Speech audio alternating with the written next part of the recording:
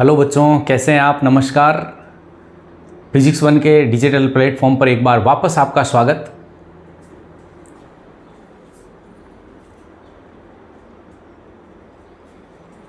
Hello बच्चों, कैसे हैं आप। आज के वीडियो में हम एक बहुत ही धमाकेदार और शानदार टॉपिक पढ़ने वाले हैं। इम्पोर्टेंट है और हार्ड भी है, यानी 12th फिजिक्स के फर्स्ट चैप्टर इलेक्ट्रिक फील्ड का ये सबसे टफ टॉपिक है और मैं आपको सबसे आसान तरीके से समझाऊंगा। और ये पक्का वादा है कि ये बोर्ड एग्जाम्स में आता ही आता है। यानी द्विध्रुव के कारण विद्युत क्षेत्र तीव्रता अक्ष पर या निरक्ष पर पक्की आती है, यानी एक्सियल लाइन हो और चाहे इक्वेटोरियल लाइन हो, दोनों में से एक इलेक्ट्रिक फील्ड इंटेंसिटी का मान आएगा ही आएगा। तो चलिए हम इस वीडियो के अंदर इस इंपॉर्टेंट और धमाकेदार टॉपिक के ऊपर बात करते हैं। और एकदम नजर बनाए रखिए, अगर आपने स्टार्ट में डायग्राम को ही बढ़िया तरह से समझ लिया तो पक्का वादा है कि ये टॉपिक आपके हाथ से नहीं निकलेगा, क्योंकि इसकी इक्वेशनें जो है वो इसके डायग्राम से निकलने वाली है। तो चलिए हम बात करते हैं। ये एक डाइपोल प्लस क्यू और माइनस क्यू, बीच की दूरी ए और ए कितनी 2a। इस इक्वेटोरियल जो लाइन है, इस पर, इस पॉइंट P पर आपको इस डाइपोल की इलेक्ट्रिक फील्ड इंटेंसिटी ज्ञात करनी है। पॉजिटिव चार्ज और ये नेगेटिव चार्ज, अगर ये डिस्टेंस हम r माने तो ये डिस्टेंस होगी r² प्लस a स्क्वायर। कौन सी डिस्टेंस? AP। जब ये distance r² plus a square होगी तो ये डिस्टेंस भी क्या होगी? r² प्लस a स्क्वायर होगी। अब बात कर लेते हैं दोनों चार्जों की अलग अलग तीव्रताओं की। जो प्लस चार्ज है उसकी तीव्रता E1 और जो माइनस चार्ज है उसकी तीव्रता E2।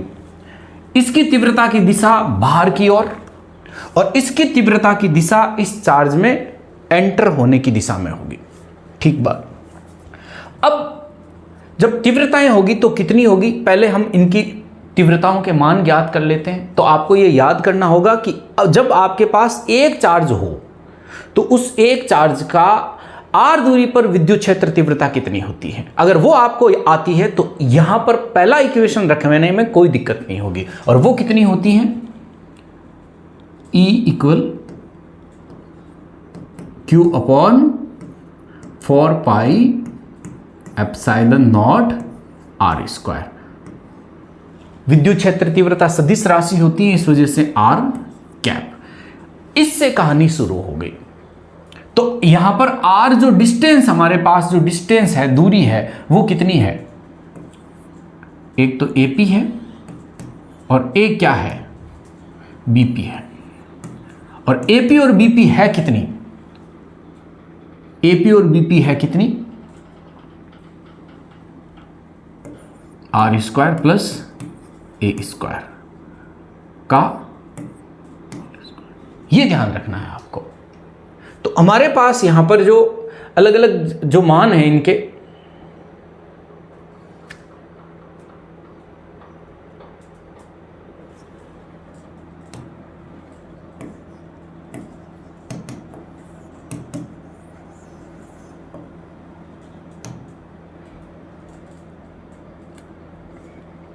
अब इसकी दूरी जहां r है वहां इसकी दूरी AP और क्या है? BP है। और AP और BP के मान आपके पास है कितना? AP का स्क्वायर बराबर r² प्लस a स्क्वायर। ये पाइथागोरस प्रमेय से हम निकालेंगे। तो यहां पर सबसे पहले हम E1 का मान निकाल लेते हैं। E1 equal Q upon 4 pi epsilon not, और ये डिस्टेंस कितनी है? r² plus a square. आप बोलेंगे कि स्क्वायर क्यों नहीं लगाया? स्क्वायर इसीलिए नहीं लगाया कि ये स्क्वायर की ही वैल्यू है, r² प्लस a स्क्वायर। ठीक बात। इसकी डायरेक्शन के पॉजिटिव चार्ज है बाहर की ओर। अब हम निकालेंगे E2। E2 का मान minus Q upon 4 pi epsilon not, और इसकी डायरेक्शन है r²।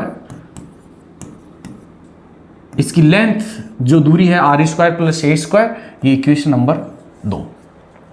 अब बात ये हो गई कि एक तो जो है प्लस चार्ज और एक माइनस चार्ज, यानी इनकी विद्युत क्षेत्र तीव्रताओं के जो घटक मान है वो हॉरिजॉन्टल और वर्टिकल होंगे, क्षैतिज और ऊर्ध्वाधर होंगे। जब क्षैतिज घटक होगा, यानी ये क्षैतिज घटक, अब आप देखिए ये इलेक्ट्रिक E1 की विद्युत क्षेत्र तीव्रता और इसके पीछे ये E2 की विद्युत क्षेत्र तीव्रता, क्षैतिज घटक दोनों का एक ही दिशा में है, जबकि ऊर्ध्व घटक एक नीचे और एक क्या है, ऊपर है। तो ये एक दूसरे को क्या कर जाएंगे, काट जाएंगे, और ये क्या हो जाएंगे, जुड़ जाएंगे। तो यहां पर जो क्षैतिज घटक है वो E1 cos थीटा और E2 cos थीटा दोनों जुड़ गए, और ऊर्ध्व घटक E2 sin थीटा और E1 sin थीटा, ये क्या हो गए, निरस्त हो गए, कट गए, दोनों जुड़े। तो यहां पर हमारे पास E1 cos theta plus E2 cos theta, ये घटक मान है इनके। ये चीज, ये लाइन आपको समझ लेनी चाहिए। यानी क्षैतिज दिशा में दोनों की बलरेखाएं एक ही दिशा में होगी, प्लस और माइनस की, जबकि ऊर्ध्व दिशा में ये एक दूसरे की क्या होगी, लंबवत होगी। यहां पर डिस्टेंस बराबर और डिस्टेंस बराबर है, चार्ज के मान बराबर हैं, तो इनका परिणामी जो तीव्रता है, परिणामी तीव्रता यानी दिशाहीन तीव्रता कितनी है, E बराबर मान लो E1 प्लस E2, तो ये हो जाएगी आपके E1 और E2, E बराबर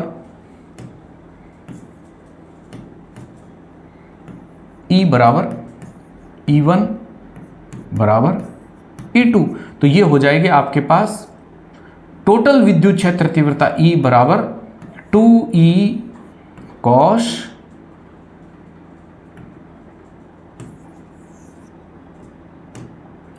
तो टोटल तीव्रता E बराबर 2E1 cos थीटा, 2 लिख दो, चाहे 1 का मान जो है।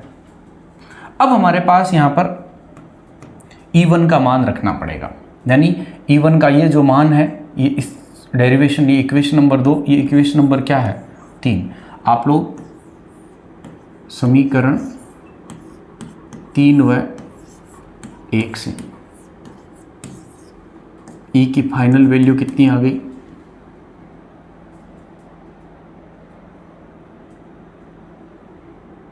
2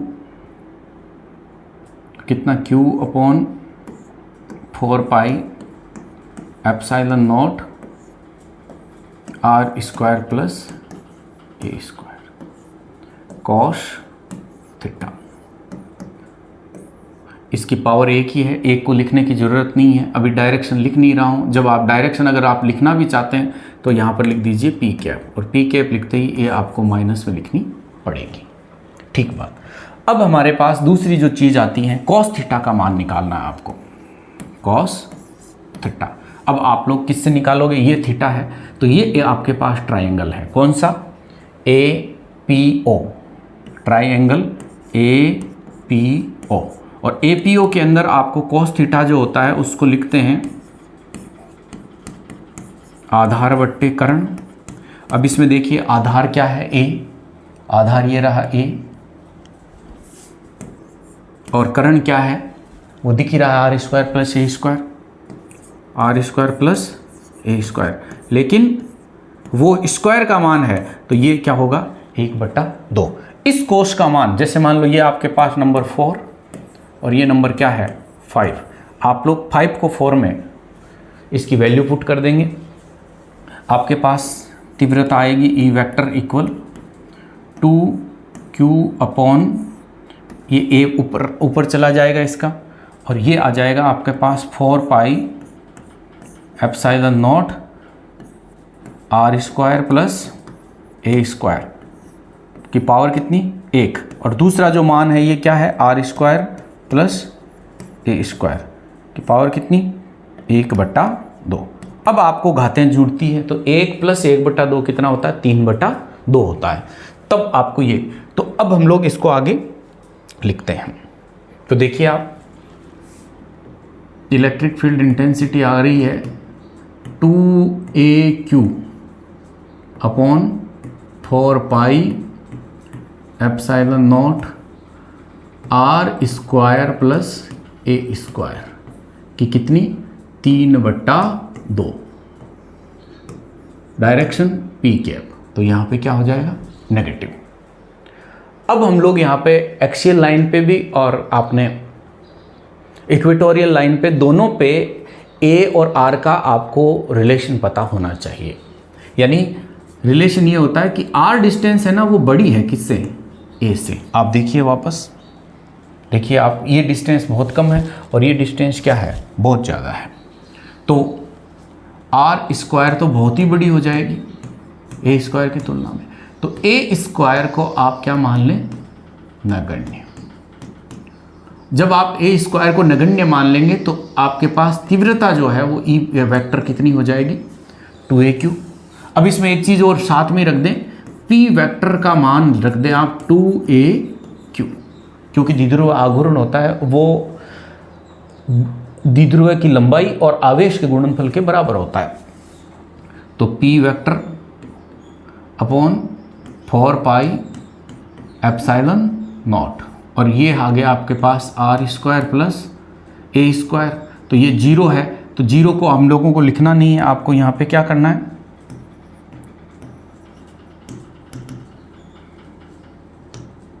ये हो गया R स्क्वायर, ये हो गया R स्क्वायर प्लस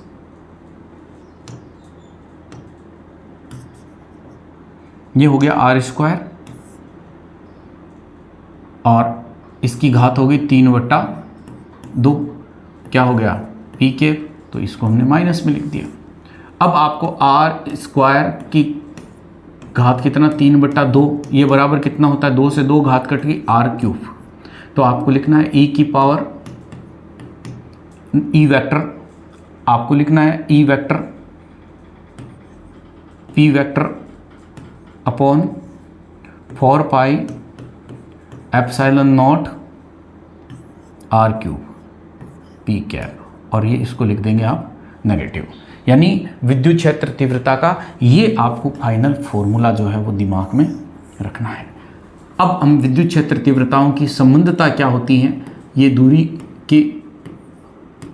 के साथ ही संबंध रखता है। यानी जैसे जैसे दूरी बढ़ेगी तीव्रता बहुत, दूरी कम भी बढ़ती है तो भी तीव्रता बहुत ज़्यादा घटनी शुरू हो जाएगी।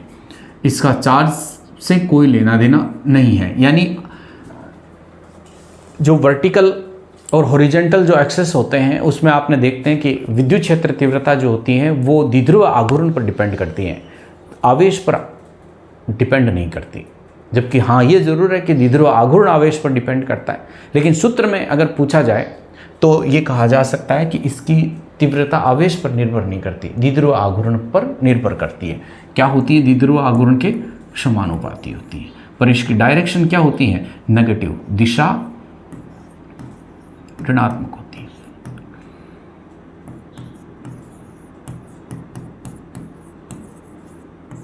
इसकी दिशा क्या होती है ऋणात्मक होती है। ऐसे ही वीडियो को देखने के लिए आप चैनल को सब्सक्राइब करें, लाइक करें और शेयर करें। हम मिलेंगे एक बहुत ही ज़बरदस्त टॉपिक के साथ वापस दोबारा। धन्यवाद।